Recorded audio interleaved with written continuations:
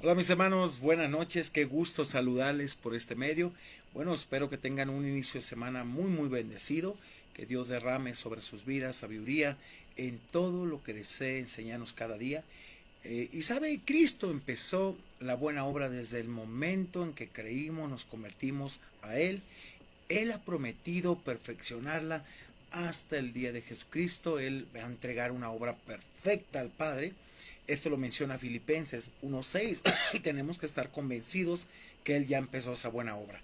La vida en Dios, hermanos, fíjese que siempre implicará un sinfín de procesos y sobre todo de maduración y cambios que Dios desea hacer en nosotros a través de las pruebas. Esto dice Primera de Pedro que nuestra fe tiene que ser probada como el oro, es inevitable. Esta noche meditaremos en una porción de la carta del apóstol Santiago, ahí del capítulo 1, del 2 al 11. Vamos a ver algo muy interesante que escribe precisamente Santiago a los de la diáspora, la dispersión, muchos hermanos que estaban sufriendo persecución, estaban pasando por momentos de pruebas muy difíciles y obviamente Santiago los alienta a permitir que en ese proceso de prueba Dios trabaje en sus vidas y les permita entender lo que Dios quiere hacer en esa parte. ¿Ok?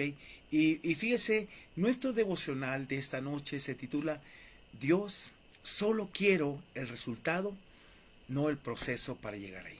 Así hay mucha gente. Yo nomás quiero resultados, solamente quiero eso, Dios. No el proceso, no me metas en el proceso, pues discúlpame, pero Dios te va a meter en ese proceso, puesto que nosotros no metemos, no vamos a poner condiciones delante de Dios. Definitivamente, hermanos, para un cristiano pasar por pruebas es inevitable, créame. Ellas son formativas totalmente sobre nuestras vidas. La manera en que las enfrentamos mucho dirá de nosotros. ¿Qué tanto estamos dispuestos a aprender de Dios? La mayoría de los cristianos no las desean, créeme, ni están dispuestos a ser enseñados por Dios. Por eso se desaniman, ya que no están dispuestos a vivir el proceso que Dios desea ejercer en esta enseñanza para alabanza, dice la Biblia, de su gloria. Así que te invito, por favor, a que analicemos esta porción de Santiago capítulo 1 del 2 al 11 y permita que Dios te muestre el resultado completo cuando le hayas permitido llegar a su culminación. ¿Ok? Esta carta está escrita directa perdón, a cristianos y le dice hermanos míos en una forma pues también cariñosa, hablando de una relación que tenía Santiago con ellos, y les da un mandato que no es opcional. Tener algo que ellos debían de experimentar en su vida. ¿Qué cosa? Dice, tener por sumo gozo. La palabra sumo gozo significa un gozo completo. ¿Cuándo experimentamos el gozo completo? Cuando dice, nos hallamos en diversas pruebas. Y cuando habla de diversas pruebas es que van a seguir viniendo, hermanos, sobre nuestra vida. ¿Sí? Así que tenemos que tener una actitud de gozo en medio, no reclamarle a Dios, no estarle pues en todo momento peleando con él, ¿por qué esto? Como si fuera injusto. Dios no es injusto.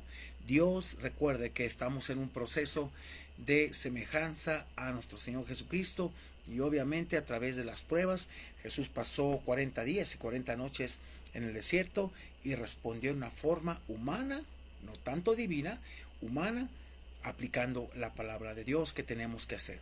Por eso dice, tened por sumo gozo, un gozo completo, cuando en medio de las pruebas, en medio de la trinchera, cuando ya no sientes lo duro sino lo tupido, ahí cuando puedes experimentar el gozo del Señor. Lo hemos aprendido, hermanos, como familia, yo como pastor. No es fácil, pero tampoco difícil cuando te rindes a Dios. Versículo 2 dice, sabiendo, esta palabra sabiendo es importante, habla de convencimiento. Estoy convencido, decía Santiago, que la prueba de vuestra fe, porque la fe tiene que ser probada, produce paciencia. Y esta palabra paciencia aquí significa produce perseverancia en medio de la prueba de vuestra fe. ¿Ok? Entonces estamos convencidos que tiene que haber perseverancia sobre nuestras vidas. Y Santiago invita a algo, hermanos, muy interesante en medio de la prueba. No sé si le ha pasado a usted Pero hay ocasiones que cuando está usted en una prueba, busca una alternativa y prácticamente sale adelante, pero sabe una cosa, usted reprobó la prueba y va a venir otra vez. No sé si se ha dado cuenta que la misma prueba que no pasó, ha venido una y otra y otra y otra, hasta que la pase definitivamente. ¿Ok? Así va a pasar. ¿Por qué, hermanos? Porque aquí Santiago nos dice, más tenga la paciencia, y la palabra paciencia significa perseverancia, su obra completa. ¿Qué está diciendo Santiago? ¿Sabes qué? Permite que la prueba llegue a su culminación. Permite que Dios te enseñe en medio de la situación qué es lo que tienes que aprender. Por eso dice, más tenga la perseverancia su obra completa. Persevera en medio de la prueba. No huyas, no busques alternativas, no busques otros medios, no pongas tu confianza en los hombres. Permite que la prueba que Dios te está metiendo o te ha metido llegue a su culminación de acuerdo a su voluntad. Ahora, ¿para qué? ¿Para qué tenemos que permitir? Dice aquí el propósito, para que seas perfectos, maduros. Dios quiere madurarnos y cabales, enteros, de una sola pieza, hermanos. En medio de cualquier situación, que salgas completo de una sola pieza, aprendiendo en Dios, en medio de la perseverancia de todo lo que te quería enseñar. Y lo dice todavía, sin que te falte cosa alguna. ¿Cómo que me falte cosa alguna? Dice el Señor. En medio de esta situación de paciencia, en medio de que vamos a permitir que Dios cumpla su obra completa, vamos a llegar a ser lo que Dios quiere que seamos.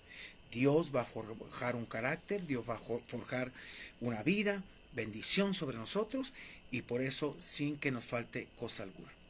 ¿Sí? Y una alternativa que da Santiago ahí en el versículo 5 dice, y si alguno, este pasaje es un pasaje que toman fuera de contexto, pero aquí está hablando la situación de pruebas, dice, y si alguno de vosotros tiene falta de sabiduría. ¿Sabiduría para qué, hermanos? Para pasar por la prueba, ¿sí?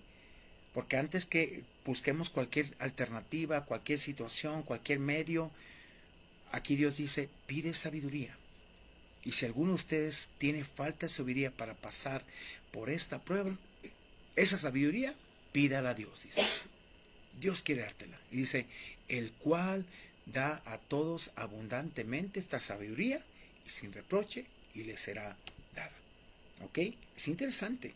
En medio de cualquier situación, lo primero, nunca pedimos sabiduría. Pedimos que Dios nos saque, pero ¿por qué no dices, Señor, dame sabiduría para saber esperar, dame sabiduría para estar calmado, dame sabiduría para entender cuál es tu propósito, dame sabiduría para tener una mente apacible, un corazón en la cual pueda estar quieto y saber que me estás enseñando y qué me quieres enseñar en medio de todo esto?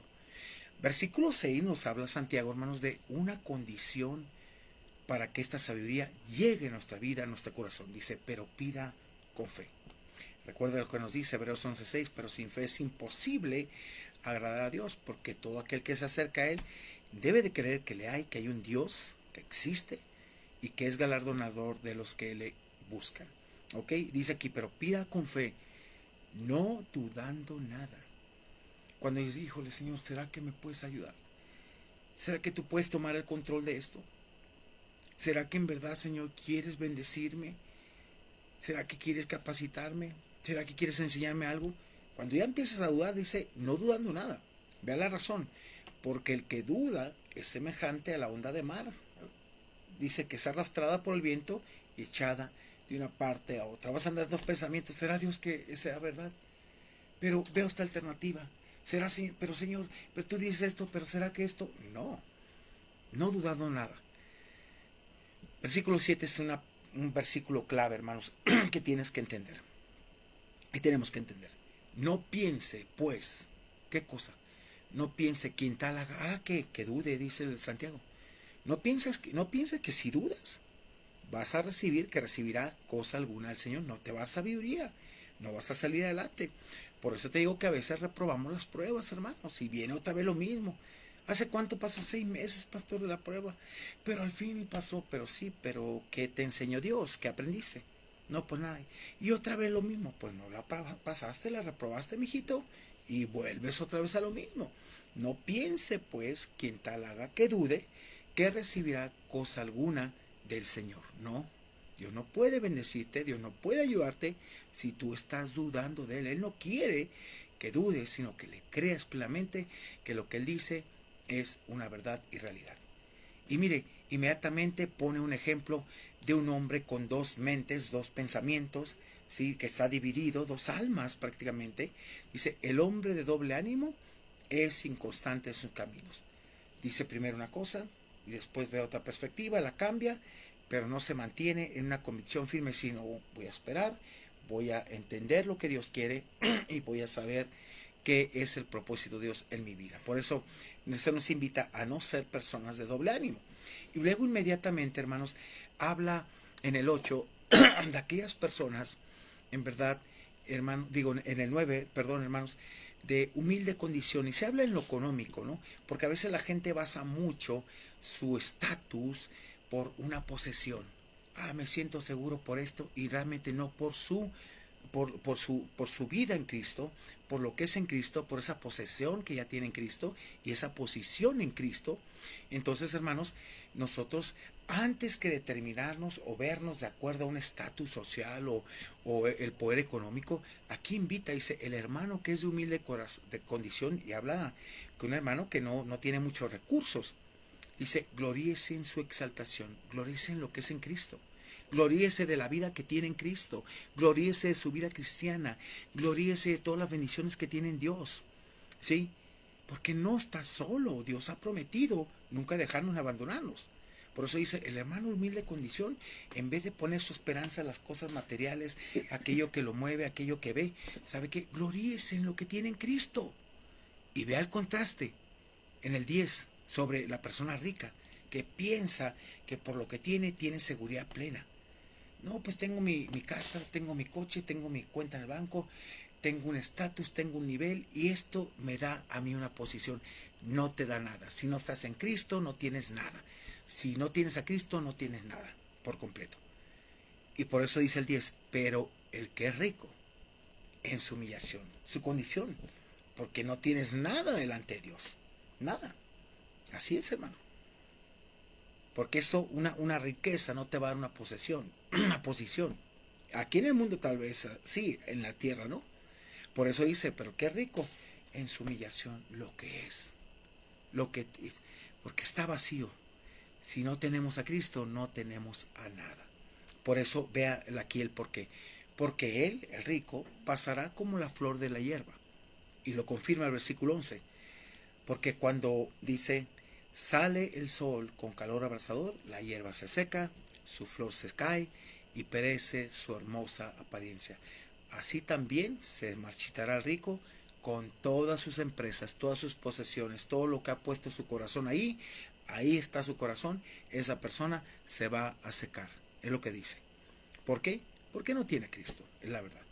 Pero hermanos, cuando tú estés pasando por una prueba complicada, difícil, permite que Dios obre en tu vida.